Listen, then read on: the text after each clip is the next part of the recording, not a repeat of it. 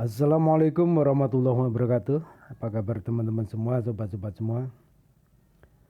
Saya harapkan semuanya dalam keadaan baik-baik saja, sehat selalu dan tetap dalam lindungan Tuhan Yang Maha Kuasa, Allah Subhanahu wa taala. Amin amin ya rabbal alamin. Selamat berjumpa kembali dan selamat bergabung di Cryptoland. Di kesempatan kali ini saya akan kembali mengajak teman-teman semuanya untuk berbincang-bincang sedikit tentang Pi Network. Kalau kita berbicara tentang Pi Network, itu sepertinya kok nggak ada habis-habisnya. Yang terutama, yang jelas sampai sekarang ini kita tidak habis kesabaran untuk menunggu daripada Open Mainnet Global maupun nilai GCV yang katanya diterapkan di dalam ekosistem Pi. Nah, di sini ada berita yang menarik tentang hal tersebut. Jadi ini ada cuitan dari seseorang yang saya rasa ini cukup bagus, cukup menarik, yaitu analisa tentang Pi Network. Cuma sebelum kita masuk ke dalam pembahasannya, terlebih dahulu saya sampaikan terima kasih buat semuanya. Bila mana video ini bermanfaat, silakan klik like, subscribe, dan juga jangan lupa untuk menyalakan loncengnya agar teman-teman tidak tertinggal dengan info-info terbaru seputar dunia kripto. Dan yang terpenting adalah informasi tentang garapan yang selama ini telah kita kerjakan bersama-sama. Oke, kita masuk ke dalam pembahasannya. Ini yang akan saya sampaikan kepada teman-teman adalah tentang cuitan daripada akun Pi is Money itself. Ini buat saya menarik ya, menarik untuk kita ketahui, barangkali bisa menambah wawasan kita tentang Pi Network. Mungkin dengan ulasan ini teman-teman juga bisa menyimpulkan kenapa Pi Network selama ini terasa lama, ya, terasa lama untuk mencapai daripada tujuan awalnya, yaitu mata uang digital. Kita langsung masuk ke bahasa Indonesia.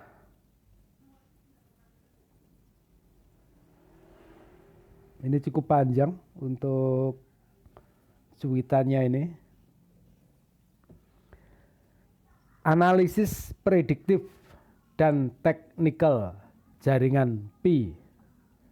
Mengapa momen pemurnian ini penting? Pembaptisan akan segera tiba. Nah, mudah-mudahan ini cukup menggembirakan ya. Ini ada kata-kata pembaptisan akan segera tiba. Open Mainnet bukanlah switch.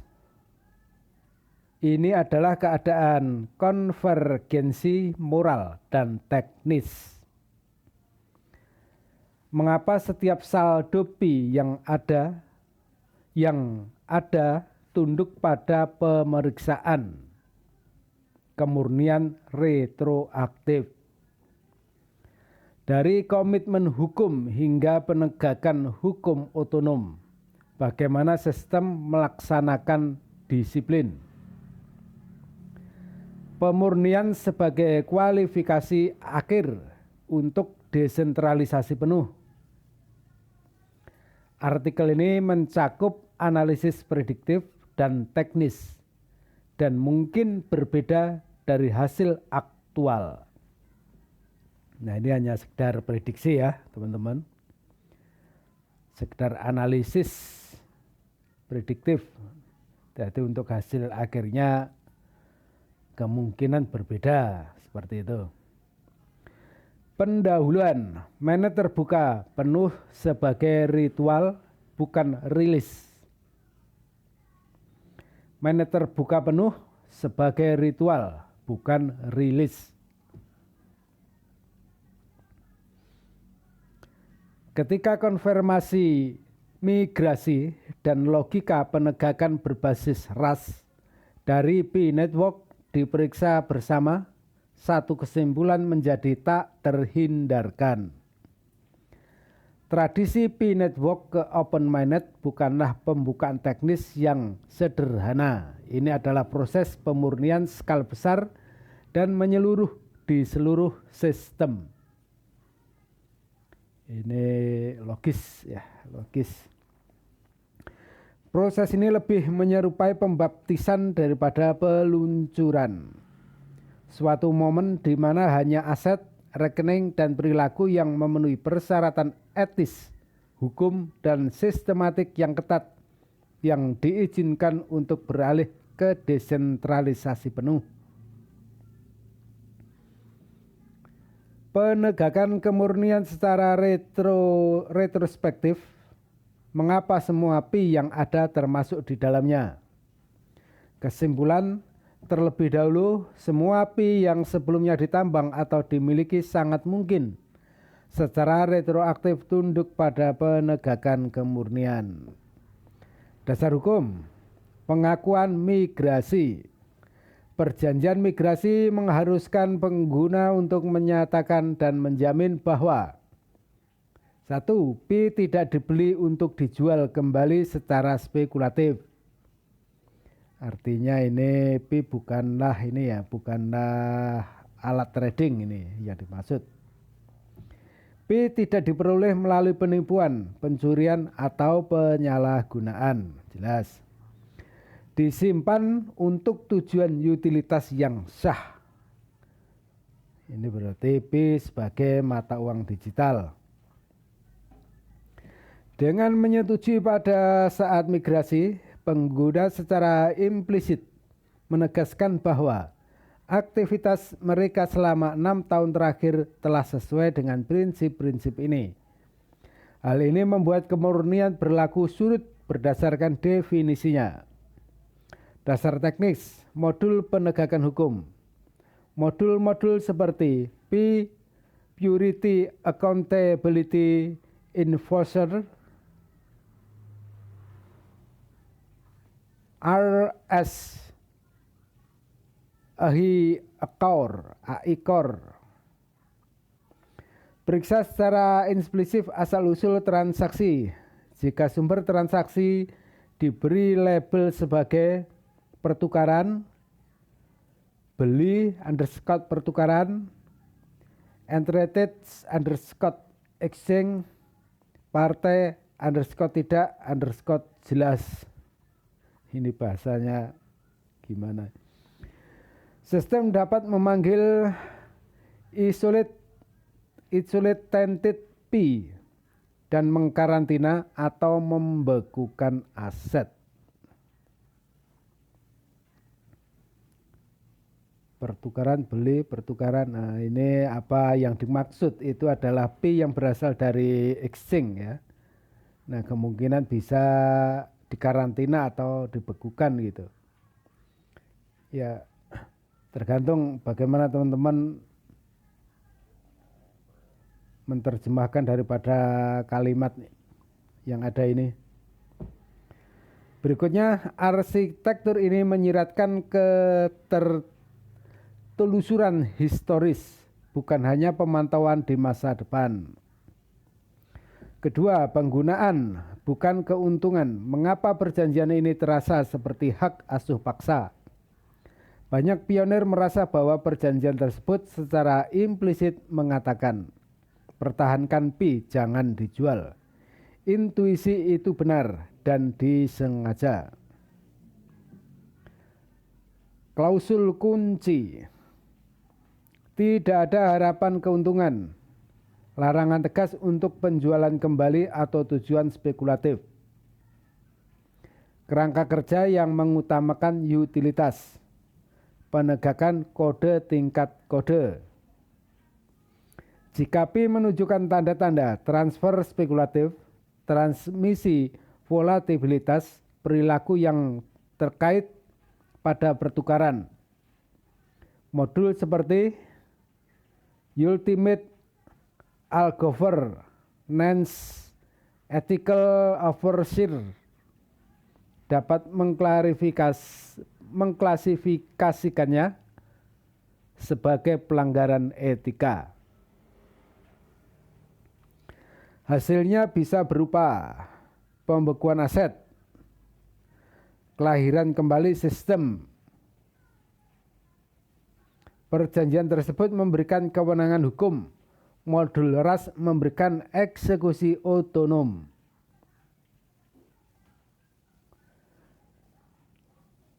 Kalau kita cermati sampai di sini, ini menurut asumsi saya pribadi ya teman-teman ya. Apa ini yang dimaksud? Maksudnya banyak berita yang berseliweran bahwasanya Pi yang ada di bursa dengan Pi yang ada di wallet Pi itu berbeda. Nah, kemungkinan aja seperti ini untuk penjelasannya. Teman-teman bisa baca berulang untuk mendapatkan atau mengetahui isi artikel ini lebih dalam.